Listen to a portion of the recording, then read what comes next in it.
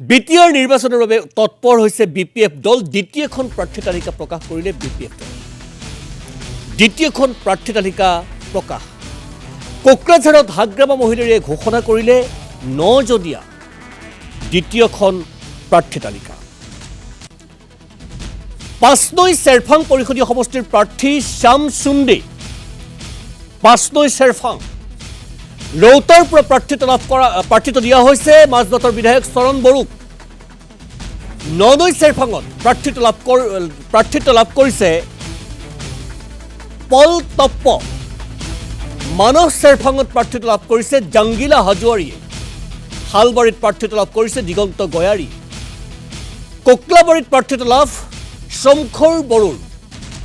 আৰু থুৰিবাৰীৰ পৰা প্ৰাৰ্থিত্ব লাভ কৰিছে খলিলুৰ ৰহমানে গয়াবাৰীৰ পৰা প্ৰাৰ্থিত্ব লাভ কৰিছে দীপেন গয়াৰীয়ে খালিংদুৱাৰত প্ৰাৰ্থিত্ব লাভ বঞ্জাৰ দৈমাৰীৰ পুনৰবাৰ আমি উল্লেখ কৰিছোঁ প্ৰথমতে প্ৰাৰ্থী তালিকা প্ৰকাশ কৰিছিল বিপিএফে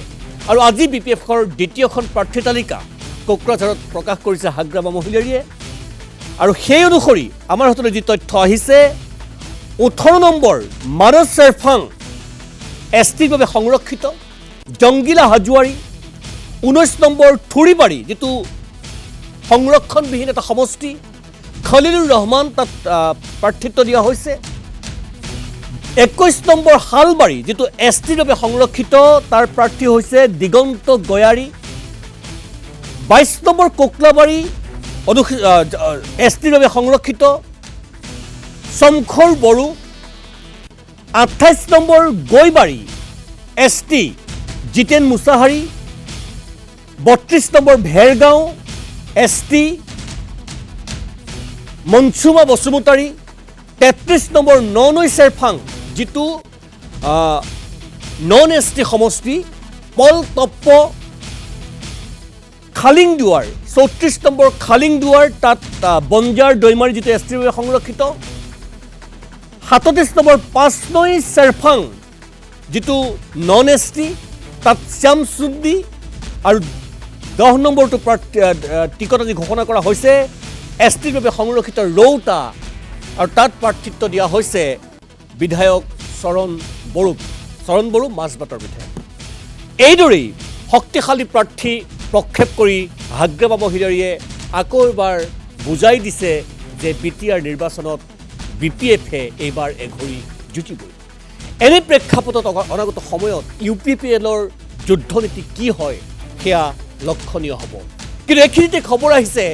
বিটিচি নিৰ্বাচনৰ বাবে চূড়ান্ত প্ৰাৰ্থী তালিকা প্ৰস্তুত হোৱাৰ পূৰ্বেই ইউপিপিএলৰ ভিতৰ চৰাত যেন বিদ্ৰোহৰ উকমুকনি ঘটিছে 14 নম্বৰ দুৱাৰ পৰিষদীয় সমষ্টিৰ ইউপিপিএলৰ প্ৰাৰ্থী হিচাপে চৰ্চিত হৈ আছিল প্ৰমোদ বড়োৰ এসময়ৰ OST অতি ঘনিষ্ঠ তথা অসম ফুটবল সংস্থাৰ সাধাৰণ সম্পাদক চাংৰাং ব্ৰহ্মৰ নাম কিন্তু হঠাতে আজি ফেচবুক একাউণ্টত চাংৰাং ব্ৰহ্মই প্ৰমোদ বড়ো ইউজি ব্ৰহ্ম আৰু ৰণগৌৰা নাৰ্জাৰীৰ নাম উল্লেখ কৰি বড়ো ভাষাত লিখিছে আং উদাং অসমীয়াত যাৰ অৰ্থ মই মুক্ত চাংৰাং ব্ৰহ্মৰ পোষ্টক লৈ ব্যাপক চৰ্চা আৰম্ভ হৈছে দুৱাৰ পৰিষদীয় সমষ্টিৰ ইউপিপিএলৰ টিকেটৰ প্ৰবল দাবীদাৰ এই প্ৰাৰ্থীজনে কিয় ক'লে মই মুক্ত ইয়াৰ জৰিয়তে প্ৰমোদ বড়োৰ ৰাজনৈতিক অংকৰ কিবা ক্ষতি হোৱাৰ ইংগিত দিছে নেকি এয়া হৈছে চাংৰাং ব্ৰহ্ম আৰু আমাৰ হাতলৈ আহি পৰা তথ্য অনুসৰি যদি প্ৰাৰ্থিত্ব নাপায় চাংৰাং ব্ৰহ্মই একালৰ অতি সতীৰ্থ ঘনিষ্ঠ প্ৰমোদ বড়োৰ তেন্তে ৰঞ্জিত বসুমতাৰী ওৰফে বি ফেৰেংগা আৰু খাম্পা বৰগয়াৰী এওঁলোকে যি সমষ্টিত পৰিষদীয় সমষ্টিত নিৰ্বাচনত অৱতীৰ্ণ হয় তাৰ পৰা নিৰ্দলীয় প্ৰাৰ্থী হিচাপে অৱতীৰ্ণ হোৱাৰ পূৰ্ণ সম্ভাৱনা আছে চাংৰাং ব্ৰহ্ম এই বুলি এক অতি বিশ্বস্ত সূত্ৰই প্ৰকাশ কৰিছে আৰু ইয়াৰ প্ৰেক্ষাপটত ইউপিপিএল ক্ষতিগ্ৰস্ত হ'ব নেকি বা ইয়াৰ প্ৰেক্ষাপটত বিপিএফ বা বিজেপি লাভৱান হ'ব নেকি বা ইয়াৰ প্ৰেক্ষাপটত অনাগত সময়ত কি প্ৰভাৱ পৰিব বিটিআৰৰ ৰাজনীতিত এইখিনি পাতিবৰ কাৰণে এই মুহূৰ্তত আমাৰ লগত সংযোজিত হৈ আছে চিৰাঙৰ ব্যুৰো জয়ন্ত দেৱনাথ পুনৰবাৰ আপোনাৰ লগত সংযোজিত হৈ আছোঁ একালৰ অতি ঘনিষ্ঠ প্ৰমোদ বড়োৰ অতি ঘনিষ্ঠ নেতা ছাত্ৰ নেতাৰ পৰা বৰ্তমানৰ ৰাজনৈতিক নেতা চাংৰাং ব্ৰহ্ম অসম ফুটবল সংস্থাৰ সাধাৰণ সম্পাদক অত্যন্ত বেছি প্ৰভাৱশালী উদীয়মান নেতা, কিন্তু এই যিটো আং ঔদাং অৰ্থাৎ মুক্ত, ইয়াৰ অৰ্থ কি বুলি চৰ্চিত হৈছে? আমাৰ হাতলৈ যিখিনি তথ্য আহিছে যে টিকট বঞ্চিত হোৱাৰ পূৰ্ণ সম্ভাৱনা আছে চাংগ্ৰাং ব্ৰহ্ম, আৰু যদি টিকট বঞ্চিত হয় চাংগ্ৰাং ব্ৰহ্ম, তেন্তে নিৰ্দলীয়ভাৱে কিছু সমষ্টিত প্ৰতিদ্বন্দ্বিতা কৰাৰ পূৰ্ণ সম্ভাৱনা আছে, বা বিজেপি BPF ইয়াৰ দ্বাৰা লাভৱান হ'ব নেকি? কি অংক চলিছে জয়ন্ত? হয় সুনীত কুমাৰ ভূঞা, ক'ব লাগিব যে BTC নিৰ্বাচনৰ মনোনয়ন পত্ৰ দাখিল কৰাৰ মাজত মাত্ৰ 2টা দিন বাকী আছে, কিন্তু এতিয়ালৈকে BPF দলে যিদৰে তেওঁলোকৰ দ্বিতীয় পৰ্যায়ৰ প্ৰাৰ্থী তালিকা ঘোষণা কৰিছে, কিন্তু শাসকীয় দল UPPলে কিন্তু তেওঁলোকৰ দ্বিতীয় পৰ্যায়ৰ তালিকা এতিয়ালৈকে ঘোষণা কৰিবলৈ সক্ষম হোৱা নাই। কাৰণ তেওঁলোকে প্ৰাৰ্থী তালিকা ঘোষণা কৰিবলৈ যথেষ্ট জটিলতাৰ সন্মুখীন হৈছে, আৰু বিশেষকৈ চিৰাং জিলাৰ যি 7টা সমষ্টিৰ ভিতৰত তেওঁলোকে ইতিমধ্যে 3টা সমষ্টি ঘোষণা কৰিছিল, কিন্তু এতিয়াও 4টা সমষ্টিত তেওঁলোকৰ প্ৰাৰ্থী তালিকা ঘোষণা কৰিবলৈ বাকী আছে। তাৰে ভিতৰত বিশেষকৈ চৰ্চা লাভ কৰিছে এই বছৰ 14 নং চিৰাংদুৱাৰ পৰিষদীয় সমষ্টি, যিখন সমষ্টিত বিগত তিনিটা বছৰ কাল BPFৰ নেতা তথা BTC উপমুখ্য কাৰ্যবাহী সদস্য আছিলে, তেখেত হৈছিল খাম্পা বৰগাৰী। তেখেতে 3বাৰকৈ খাম্পা বৰগাৰী তেখেতে সেই সমষ্টিত 3বাৰকৈ বিজয়ী হৈছিলে, আৰু উপমুখ্য কাৰ্যবাহীৰ সদস্য পদ তেখেত চম্ভালিছে। তাৰ পৰৱৰ্তী সময়ত দেখা গ'ল 2020 চনত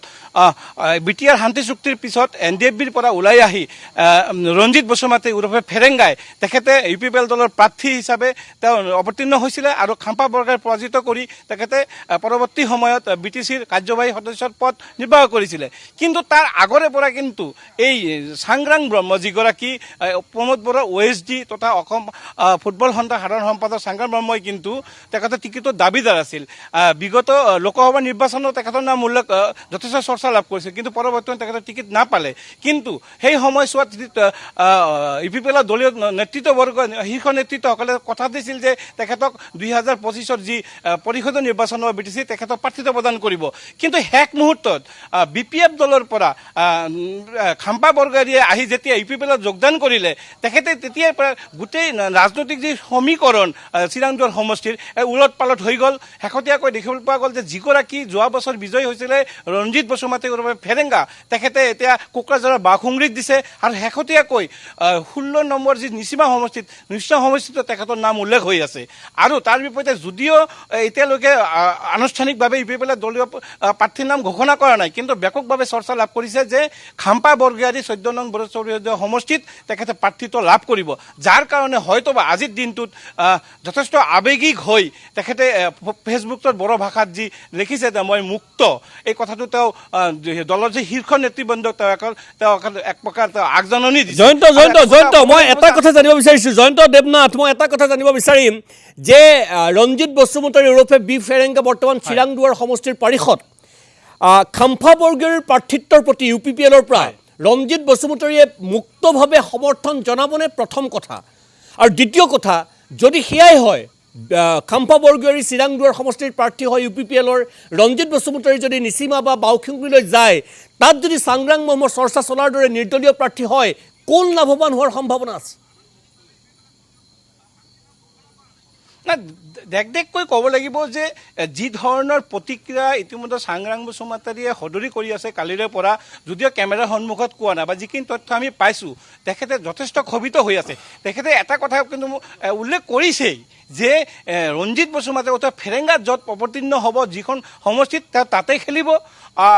আৰু খাম্পা বৰগাৰী য'ত খাব তাতে তেখেতেও তাৰ প্ৰতিদ্বন্দ্বী হ'ব নিৰ্দলীয় প্ৰাৰ্থী হিচাপে। কিন্তু ইয়াৰ ফলত দেখিবলৈ পোৱা যাব যে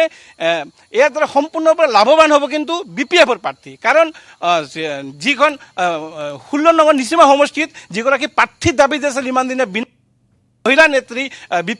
UPPL দলৰ মহিলা কোষৰ সাধাৰণ সম্পাদিকা বীণা গোহাঁই, তেখেতৰ নামটো চৰ্চা আছিলে। কিন্তু শেহতীয়াকৈ যি তথ্য আমি লাভ কৰিছোঁ যে বীণা গোহাঁই তাত প্ৰাৰ্থিত্ব নাপাব, অৰ্থাৎ বীণা গোহাঁইয়ে কিন্তু নিৰ্দলীয়ভাৱে নিচিমা সমষ্টি খেলাৰ সম্ভাৱনা আছে। অৰ্থাৎ ক'ব লাগিব যে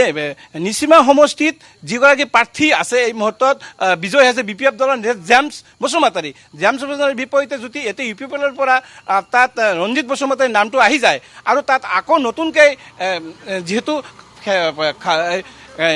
চাংৰাঙে ভাবুকি দিছে যে তেওঁ তাত খেলিব, আকৌ বিনা গৰিয়ে তাত যদি খেলে দেখকে ইয়াতে লাভৱান কিন্তু ইউ পি পি এলৰ কোনো পধ্যে নহয়, লাভৱান হ'ব বি পি এফ। ঠিক তদ্ৰূপভাৱে যদি আমি চিৰাংদুৱাৰ সমষ্টিৰ কথা ক'বলৈ যাওঁ, চিৰাংদুৱাৰ সমষ্টিত কিন্তু এই যি তেওঁলোকৰ নিজৰ মাজত যিটো খোৱা কামোৰা, এই খোৱা কামোৰা লাভৱান কিন্তু বি পি এফ দল হ'ব। কাৰণ এইবাৰ চিৰাংদুৱাৰ সমষ্টিত ইতিমধ্যে বি টি চিৰ প্ৰাক্তন প্ৰধান বি পি এফ দলৰ সভাপতি তেখেতে কিন্তু ঘোষণা কৰিছে যে তেওঁ উক্ত সমষ্টিত বি পি এফ দলৰ হৈ প্ৰাৰ্থিত্ব আগবঢ়াব। সুনীল ভূঞা, ধন্যবাদ জনাইছোঁ। সেয়া আছিল জয়ন্ত দেৱনাথ, প্ৰতিদিন টাইমৰ চিৰাঙৰ ব্যুৰো। কিন্তু সকলোতকৈ আকৰ্ষণীয় হ'ব অনাগত সময়ত এই গোটেই বি টি আৰ নিৰ্বাচন বা বি টি চি নিৰ্বাচন সাপেক্ষে বিজেপিৰ ভূমিকা কি হ'ব। বিজেপিয়ে কেইটা সমষ্টিত প্ৰাৰ্থিত্ব আগবঢ়াব বা বিজেপিয়ে আগবঢ়োৱা প্ৰাৰ্থীসকল কেনেকুৱা হ'ব, বা এই ধৰণৰ যিখিনি অত্যন্ত বেছি চৰ্চিত সমষ্টি চিৰাংদুৱাৰেই হওক, নিচিমাই হওক বা অন্যান্য ৰৌতা ইত্যাদি, এই সমষ্টিসমূহ সাপেক্ষে বিজেপিৰ স্থিতি কি হয় সেয়া অত্যন্ত বেছি লক্ষণীয় হ'ব।